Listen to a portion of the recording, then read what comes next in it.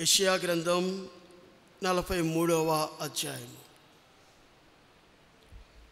యెషయా గ్రంథం 43వ అధ్యాయం.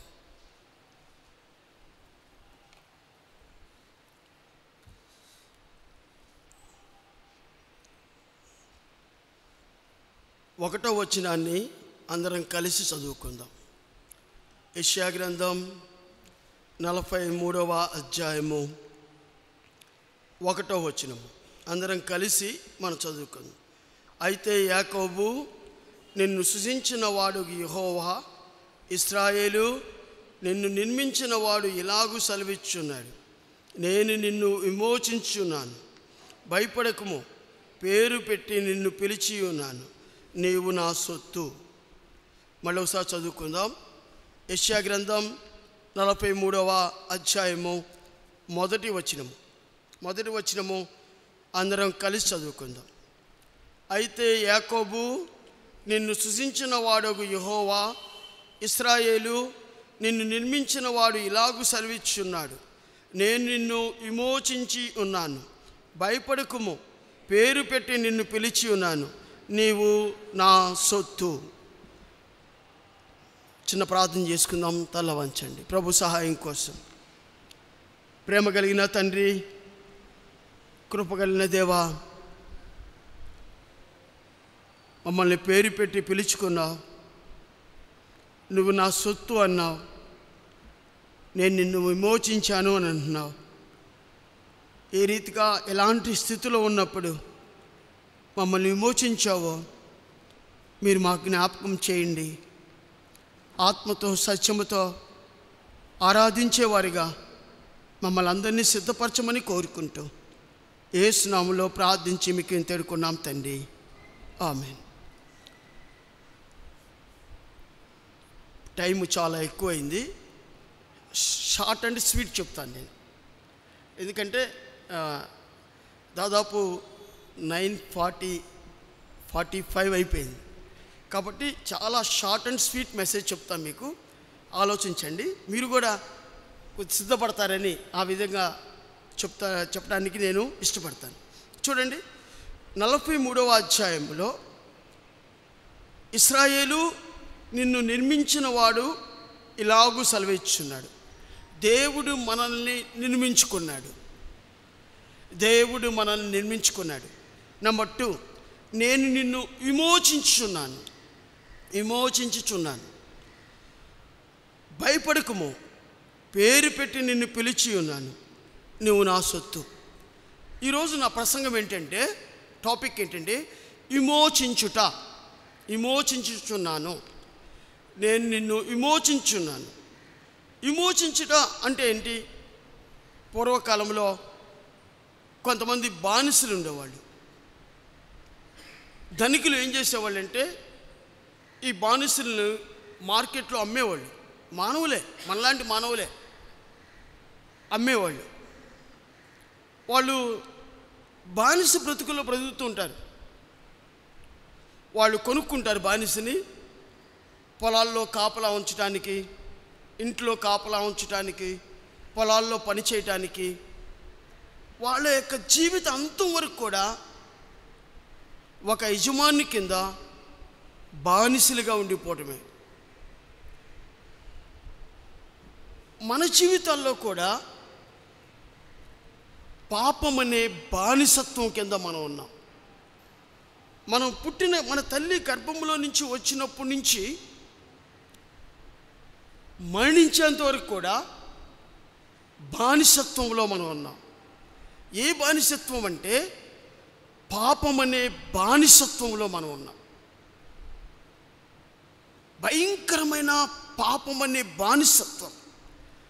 మనసులో పాపం, హృదయ ఆలోచనలో పాపం, నడినెత్తిన మొదలుకొని అరికాల వరకు పాపంతో నింపబడినవారు. పైకి మానవులుగా మనం ఉంటున్నాం,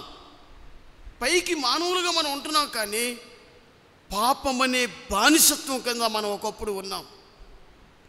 రక్షణ పొందుకు తలికి ప్రభువుకి నీ హృదయాన్ని ఇవ్వకు తలికి పాపమనే అంధకారములో నివసిస్తూ ఉన్నాం. అందుకనే దేవుడు రోమాపత్రిక 6వ అధ్యాయము 18వ వచనము చూడండి. రోమాపత్రిక 6వ అధ్యాయము 18వ వచనములో ఒక మాట అక్కడ రాయబడి ఉంటుంది. ఒక అద్భుతంగా ప్రభువు మన జీవితాల్లో ఏమి చేశాడు? రోమాపత్రిక 6వ అధ్యాయము 18వ వచనం, పాపము నుండి విమోచింపబడి నీతికి దాసులైతిమి. మన ప్రభువు మన జీవితాల్లో ఏమి చేశాడు? దేని నుండి మనం విమోచించాడు? పాపము నుండి విమోచించి దేనికి దాసులు చేశాడు? నీతికి దాసులుగా చేశాడు. ఒకప్పుడు పాపం అనే బానిసత్వంలో ఉన్నాం. పాపము నుండి మనల్ని విమోచించబడి నీతిపరుడైన దేవుడు పాపముల చేత అపరాధముల చేత చనిపోయిన మన జీవితాలకి నీతిని ప్రసాదించాడు. నీతికి దాసులుగా చేశాడు. అందును బట్టి నేను నిన్ను ఆరాధిస్తాను. ఎలాంటి పాపము నుండి దేవుడు మనల్ని విమోచించాడు? ఈరోజు ఎలాంటి పాపము నుండి 5 పాయింట్స్ చెప్తాను, గుర్తుపెట్టుకోండి. ఆ పాయింట్స్ ఆధారం చేసుకొని దాన్ని ఆరాధించండి. మొట్టమొదటిది చూడండి. మొట్టమొదటి పాపము నుండి విమోచించాడు. ఎలాంటి పాపం? మొదటి సమూయేలు గ్రంథం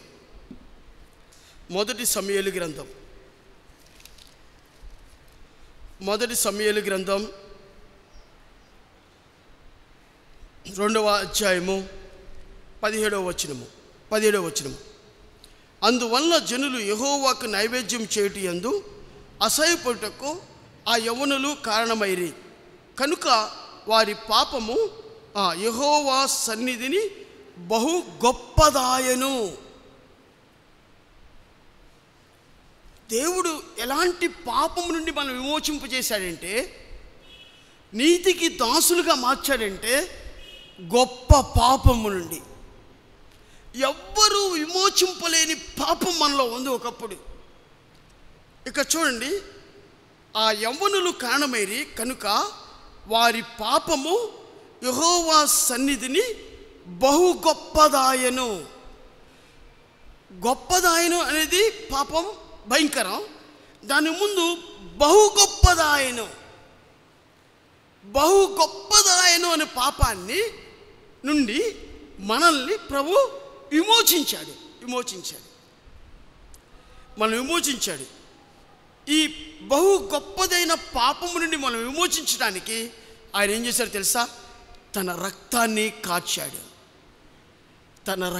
కాచి మనల్ని విమోచించాడు. రండి, ప్రకటన గ్రంథం 1వ అధ్యాయం.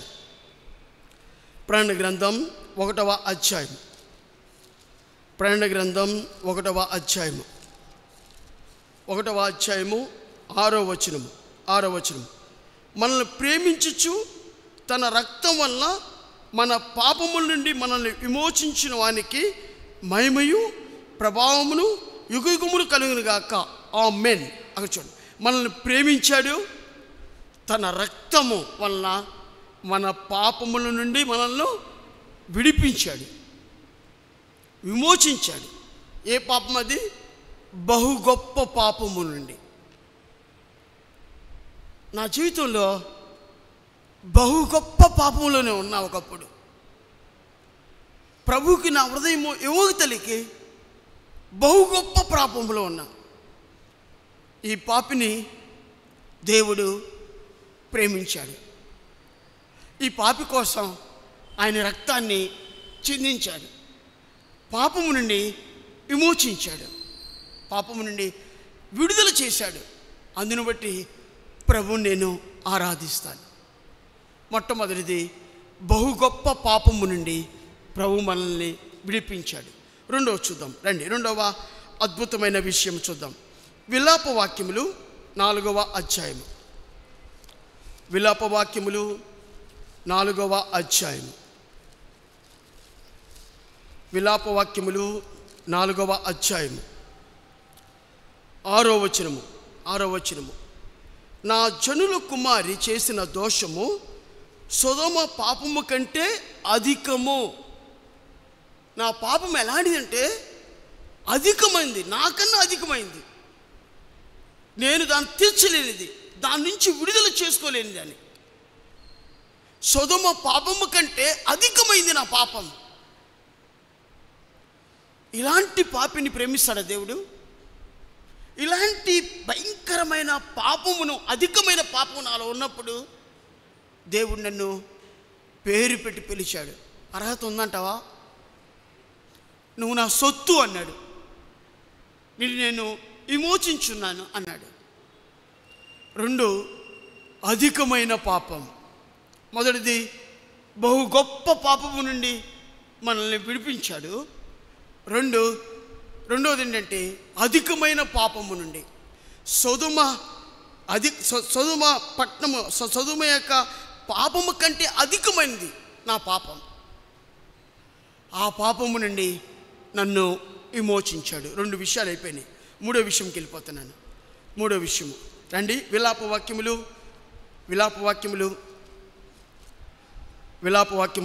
1వ అధ్యాయము. విలాప వాక్యములు 1వ అధ్యాయం 8వ వచనము.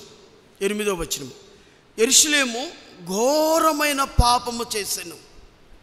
యెరూషలేము ఘోరమైన పాపము చేసెను, అందుచేతను అది అపవిత్రురాలైను. యెరూషలేము చాలా పవిత్రమైన పట్టణము. యెరూషలేము గురించి ప్రార్థన చేసేవారు వర్ధిల్లుతారు. నేను యెరూషలేము చాలా పవిత్రమైంది, అది ఘోరమైన పాపమైంది. నేను యెరూషలేము కన్నా గొప్పవాడిని ఏం కాదు. నాలో బహు గొప్ప పాపం ఒకప్పుడు ఉంది, నాలో అధికమైన పాపం ఉంది. 3వది ఏంటి చెప్పనా? ఘోరమైన పాపిని నేను. ఘోరమైన పాపము నా జీవితం. నన్ను చూసుకుంటే అపవిత్రుడిని నేను. ఊరికి బయట ఉండవలసిన వాడిని, ఎక్కడో ఊరికి బయట ఉండవలసిన వాడిని, వెలివేయబడిన వాడిని. నాలో నెమ్మది లేదు, నాలో శాంతి లేదు, నాలో సమాధానం లేదు. కొట్టమిట్టాడుతున్నప్పుడు నా ప్రభు, నా విమోచకుడు ఈ ఘోరమైన పాపము నుండి విమోచించాడు. నన్ను పేరు పెట్టి పిలిచాడు, భయపడకమని ఓదార్చాడు. నువ్వు నా సొత్తు అన్నాడు. ఎవరు అనగలుగుతారు? నేను ఘోరమైన పాపిగా ఉన్నప్పుడు ప్రభువు నన్ను పేరు పెట్టి పిలిచి భయపడకము అని చేయి తట్టి నన్ను విమోచించి చేసిన గొప్ప దేవుడు ఆయన. ఎలాంటి స్థితిలో నుంచి పాపము నుండి నువ్వు విమోచించాడు? 1, బహు గొప్ప పాపము నుండి. 2, అధికమైన పాపము నుండి. 3, ఘోరమైన పాపము నుండి. 4వ చెప్పుకుందాం. 4వ విషయాన్ని మనం చెప్పుకుందాం రండి. ఆదికాండము 18వ అధ్యాయం. ఆదికాండము 18వ అధ్యాయం. ఆదికాండము 18వ అధ్యాయము 20వ వచనము. ఆదికాండము 18వ అధ్యాయము 20వ వచనము. మరియు యెహోవా సొదొమ గొమొరాలను గూర్చి మొర గొప్పది కనుకను వాటి పాపము బహు భారమైనది కనుక. వారి పాపము బహు భారమైనది. 4వది ఏంటంటే బహుభారమైన పాపం నాలో ఉంది. నేను మొయ్యలేనంత పాపం నాలో ఉంది. నేను ఆ భయంకరమైన పాపం అనే భారంతో నింపబడినప్పుడు మత్తయి సువార్త 11:28లో మనందరికీ వచ్చిన మాటే, ప్రయాసపడి భారం మోసుకునిచున్న సమస్త జనులారా నా యొద్దకు రండి, నేను మీకు విశ్రాంతినిస్తాను. నన్ను పేరు పెట్టి పిలిచిన దేవుడు ఆయన. నా బహు ఘోరమైన బహుభారమైన పాపం నుండి విడుదల చేసిన దేవుడు, విమోచించిన దేవుడు, భయపడకు అని ఆదరించిన దేవుడు, నన్ను పేరు పెట్టి పిలిచిన దేవుడు, నన్ను విమోచించిన దేవుడు, నువ్వు నా సొత్తు అన్న దేవుడు. అందును బట్టి ప్రభు నేను ఆరాధిస్తాను. 4 విషయాలు గుర్తుపెట్టుకోండి. ఒకటి బహు గొప్పదైన పాపము ఒకటి. రెండోది అధికమైన పాపము నుండి విమోచించాడు. మూడవది ఘోరమైన పాపము నుండి విమోచించాడు. నాలుగవది బహుభారమైన పాపము నుండి వాళ్ళు విమోచించాడు. లాస్ట్ అండ్ ఫైనల్ ఐదవది చెప్తున్నారండి. లూకా సువార్త 7వ అధ్యాయం. లూకా సువార్త 7వ అధ్యాయం. లూకా సువార్త 7వ అధ్యాయం 47వ వచనము. ఆమె విస్తారముగా ప్రేమించను కనుక ఆమె యొక్క విస్తార పాపములు క్షమింపబడని నీతో చెప్పుచున్నాను. ఏం కనబడింది మనకి ఇక్కడ? విస్తారమైన పాపములు. విస్తారమైన పాపము. ఆమె విస్తారమైన పాపములతో నిండి వచ్చింది. ఆ పాపముల ద్వారా ఆమెకు నెమ్మది లేదు, సంతోషం లేదు, శాంతి లేదు, సమాధానం లేదు, ఎంతో తృప్తి కూడా లేదు ఆమెకి. ప్రభు అంటాడు, ఆమె విస్తారంగా ప్రేమించిన కనుక ఆమె విస్తారమైన పాపములు క్షమించబడ్డాయి. ఆమె గురించి రాయబడింది ఏంటి తెలుసా? ఆమె విస్తారంగా ప్రేమించింది, ప్రభువుని ప్రేమించింది. ఎవరమ్మా? పాపాత్రమైన స్త్రీ. ఎవరిని ప్రేమించింది? పాపములో ఉండే ప్రభువుని ప్రేమించింది. మనం బహు గొప్ప పాపాన్ని ధరించుకొని, ఘోరమైన పాపాన్ని ధరించుకొని, అధికమైన పాపాన్ని కలిగి ఉండి, భారమైన పాపాన్ని కలిగి ఉండి, విస్తారమైన పాపములు కలిగి ఉండి ప్రభువుని ప్రేమించామా ఎప్పుడన్నా? ప్రభు మాట వైపు ఇదే చూపించామా? దేవుడు అన్నాడు, ఆమె నన్ను విస్తారంగా ప్రేమించింది. ప్రభు నీ గురించి నా గురించి ఏం చెప్తారు తెలుసా? మన గురించి, ఆమె గురించి బైబిల్లో ఆమె నన్ను ప్రేమించింది. మనం ప్రేమించామా? బైబిల్లో ఉందా మన గురించి? రండి చూడండి. మొదటి యోహాను రాసిన పత్రిక 4వ అధ్యాయము. మొదటి యోహాను రాసిన పత్రిక 4వ అధ్యాయము 19వ వచనము. ఆయనే మొదట మనలను ప్రేమించెను. ఆయనే మొదట మనలను ప్రేమించెను కనుక మనము ప్రేమించుచున్నాము. ప్రభువు మనం ఒకప్పుడు ప్రేమించాలా? మనం ఎప్పుడు ప్రేమించాలా ప్రభువుని?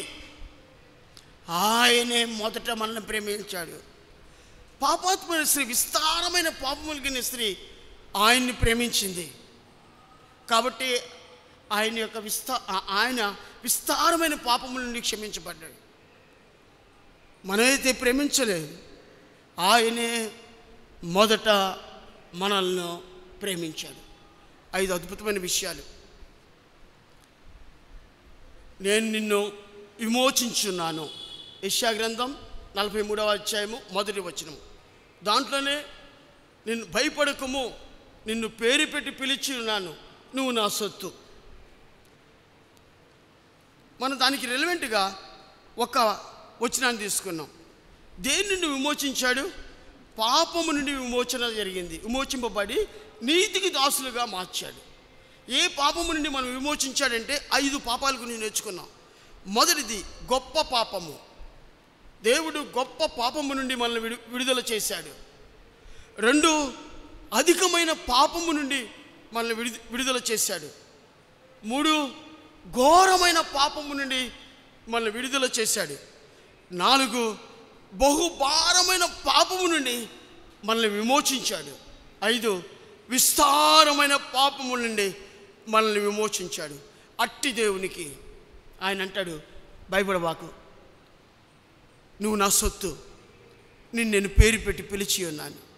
అందుకనే బహుభారమైన పాపంతో మనం ఉన్నప్పుడు ప్రయాసపడి భారం మోసుకున్న సమస్త జనులారా నా యొద్దకు రండి అని పేరు పెట్టి పిలుచుకొని ఆయన బిడ్డగా ఆయన సొత్తుగా చేసుకున్నాడు.